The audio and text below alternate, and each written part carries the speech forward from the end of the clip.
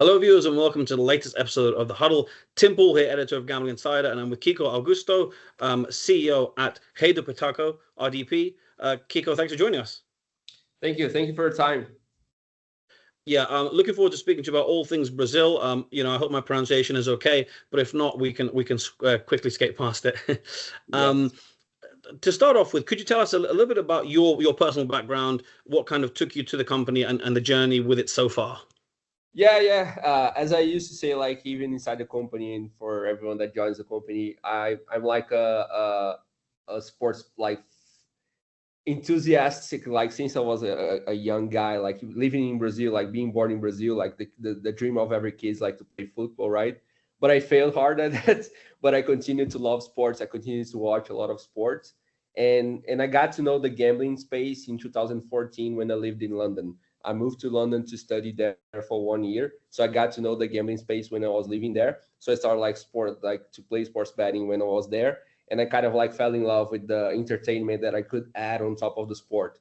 So when I started like gambling, I started like watching even more sports, watching more sports that I didn't watch before, like baseball and all that stuff. That's not common for a Brazilian, but that's all due to sports betting. So I got to know and I fell in love with the space. So and like on my background, I have like a software engineer background. I started doing electrical engineering, then moved to computer science. I worked as a software engineer at Intel for 1 year in Munich in 2017. But right after that, I just started Huddle Pitaco. So it's kind of like one of my first jobs here. Actually, my second. I did a software engineering internship, and then I created the company. So kind of like I jumped some steps. Yeah, certainly. Yeah, it sounds like you didn't waste any time, going from that first step to the second one. We were just talking before we started recording about how I'm currently injured from playing football, so I can totally relate to everyone loves football, but not everyone can be a professional footballer, sadly. I don't think I'd be good enough even if I wasn't injured. So yeah, there's certainly something brilliant about what fantasy and betting kind of adds to the football cycle, entertainment-wise, for the millions who can't actually be there on the pitch. Yeah, exactly. That's the way I felt. Like I always played fantasy game. Hey do Pitaco started as a fantasy game. So in the fantasy game side, it's the same feeling. Like when I draft a player, when I draft like a striker, I always like was cheering for him to score a goal, even though I didn't cheer for the team. I didn't support the team, but I was like supporting the player because I drafted on the team. So it's the same feeling, and it's the feeling that even though I didn't work as a sports guy, but I'm on the other side now, and it works pretty well. Yeah, absolutely. So I think that the main subject of our conversation today is the sports betting market in Brazil. It's the regulated market has launched. You have a license, but you just mentioned obviously fantasy. You started out kind of with a daily fantasy sports or fantasy sports background. Can you walk us through kind of that side part of the journey for the company before getting into the sports book? Sure. We started the company back in 2019, May 2019. Me and my co-founder Mateus. As I mentioned, like me and him, we were like really sports enthusiasts. Like he also used to play fantasy games. He lived in the US for quite some time. Also, back then he didn't place bets, but he used to play fantasy game as well, DFS. And when we were here in Brazil in 2019, we thought like we wanted to create a company.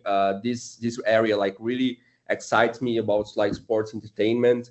And he mentioned like, oh, there's this idea about daily fantasy sports or cash prizes in the US here that no one like ever did that in Brazil. Actually, some tried to do, but like just copy and paste what the DraftKings and FanDuel did in the US, just copy and paste into Brazil, and that didn't work.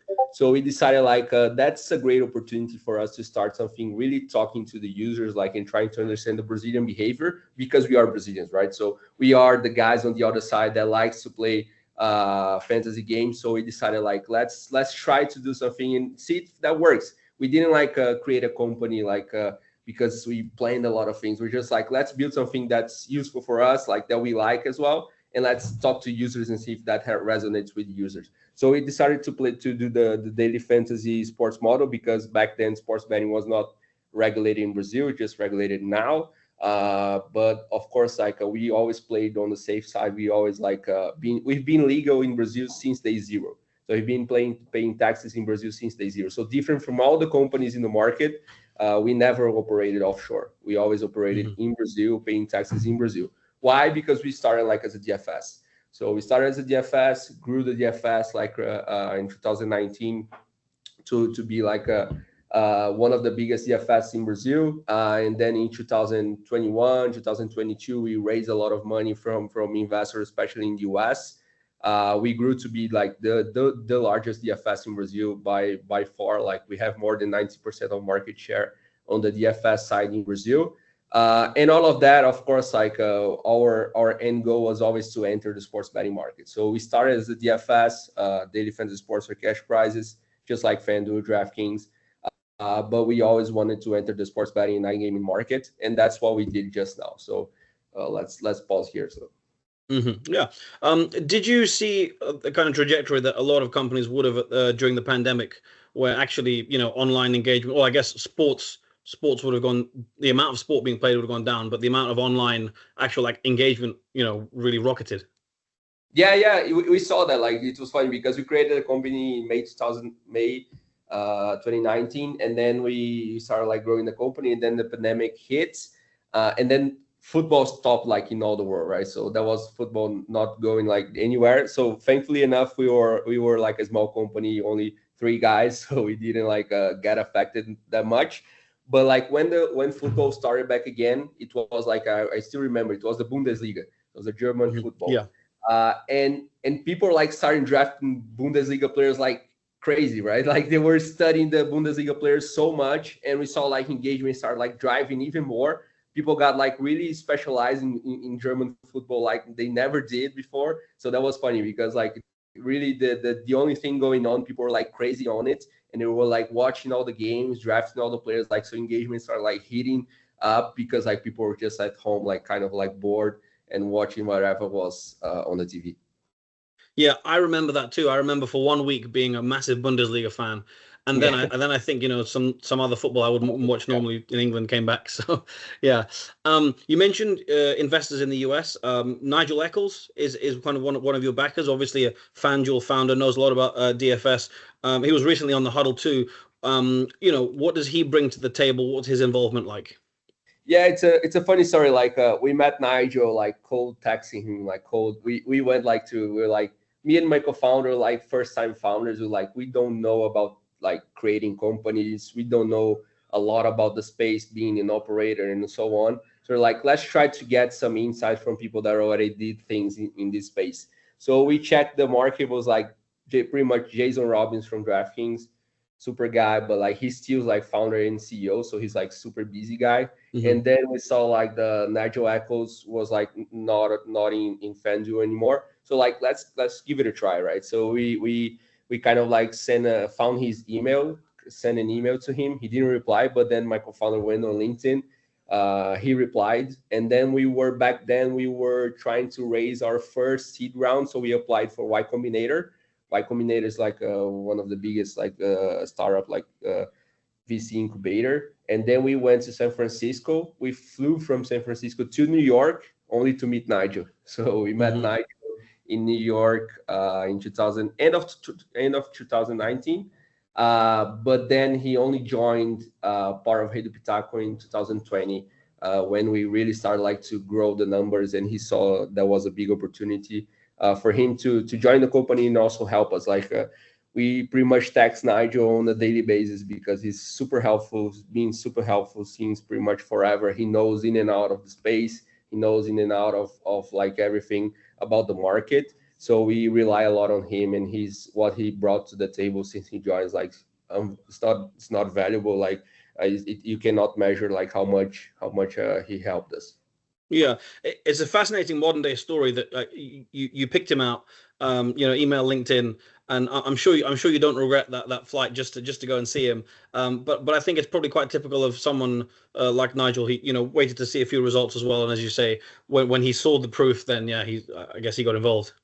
Exactly. Like I can imagine he get like texts every day from people. Oh, Hmm. I'm creating a fantasy sports. I'm creating a sports book.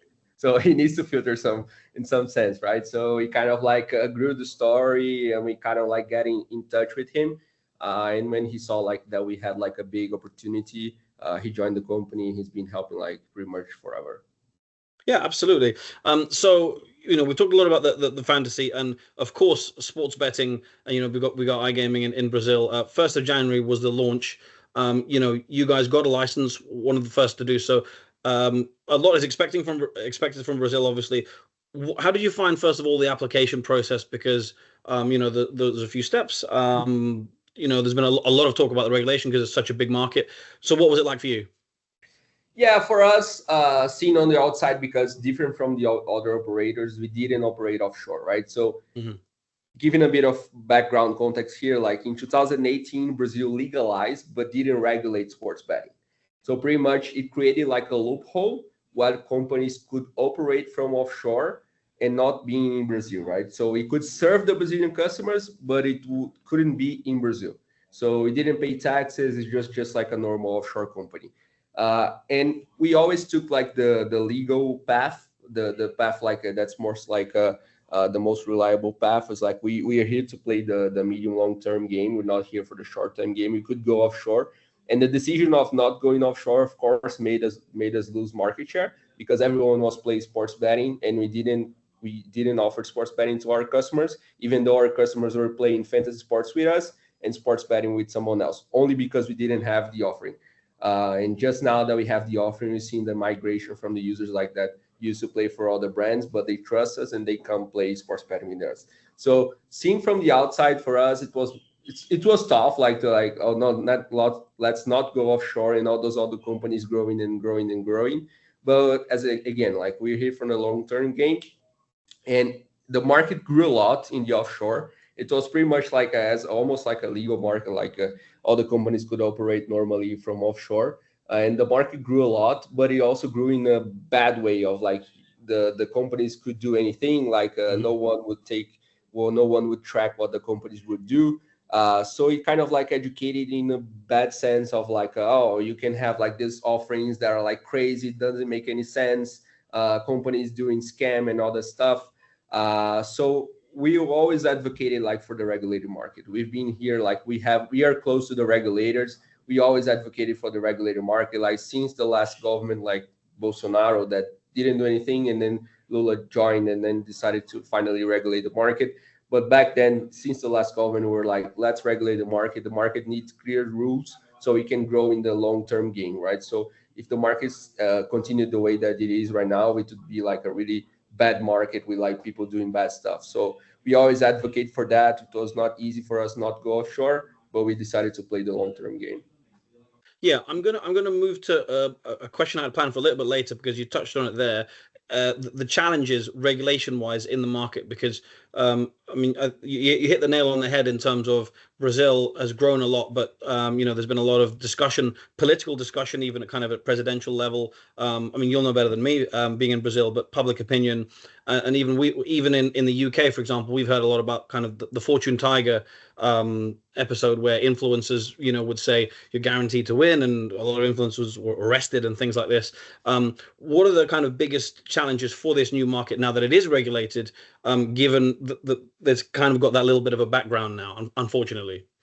Yeah. The main challenge right now is really to track down this behavior like of influencers promoting the game, saying that it's like a guaranteed win and all the stuff, that the Fortune Tiger is bugged and then you can win really easily.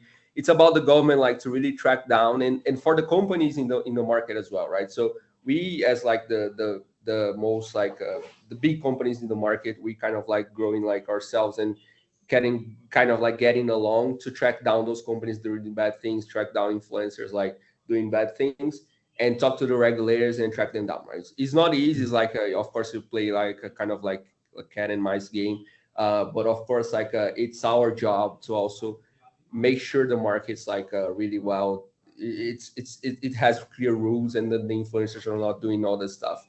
So the main companies are not doing that anymore. Like they're not advocating for the influencers, like they're having clear rules on the influencers that are being sponsored by them as well. So it kind of like seeing the change already, and the influencers are also kind of like afraid of the rules that the market created. So that's also important. Like, but for us, it's all about like the us companies getting along with the regulators as well and track those bad behaviors down.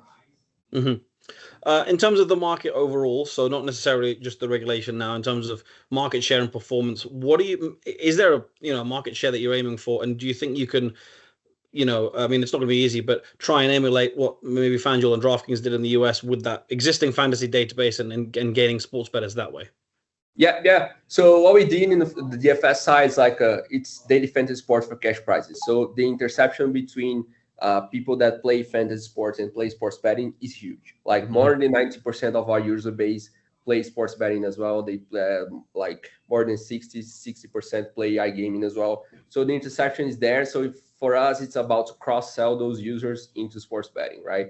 We have more than 8 million registered customers. And that's like a huge user base that we grew over the years, like since 2019. And for us, our goal right now in the regulated market this year is to end the year in the top 5 in terms of market share. Right now, like we just entered in the market cross-selling. We're seeing like really great traction in our new product that we launched and that we built by ourselves. So that's something that is also super important for us. We build the products like since forever. Like we know we are Brazilians, we build products for Brazilians. So we understand the Brazilian behaviors, the Brazilian sports fans, the Brazilian bettors. So because of that, we don't delegate the product. The product is our core. So we build a product. We come from an engineering background, software engineer background, so we know how to build products. That's one of the things differentiating the market. We don't use white labels. We never use white labels. We own the core end to end. So because of that, we build the fantasy sports. We also build the sports betting from scratch, and we also build the iGaming product from scratch. And that's a product that we think it's going to resonate a lot with the customers. And of course, it's not going to be easy for us to achieve the top 5. But that's really when you check the product, we talk to the customers, and the numbers that we get, the early traction that we're getting, we're seeing that that's a huge potential that we can get. Sure. Okay. A final question from me. It kind of tails off of that one. So you mentioned kind of aiming for top 5. But let's say beyond that, if we were to have this same conversation in a year's time, what would you have wanted to achieve company-wise, apart from obviously you set that target out already, so that's quite clear. But also, what would you like to see from the market as a whole, but so this time after its first year? Yeah, like when I look ahead, and especially why I started the company, is like I want to create like a great product. That the product that it's what drives us, is what drives the company. So if I look ahead, I want to talk to customers and they mention like the best product in the market is Pitac. And there's no question about it. Like there's no number 1 and 2. That's only the number 1 that the best product is Pitac. If that's the truth, like if I ask like a lot of customers and that's really what resonates with them, that's like what would make me satisfied, like as a founder of the company.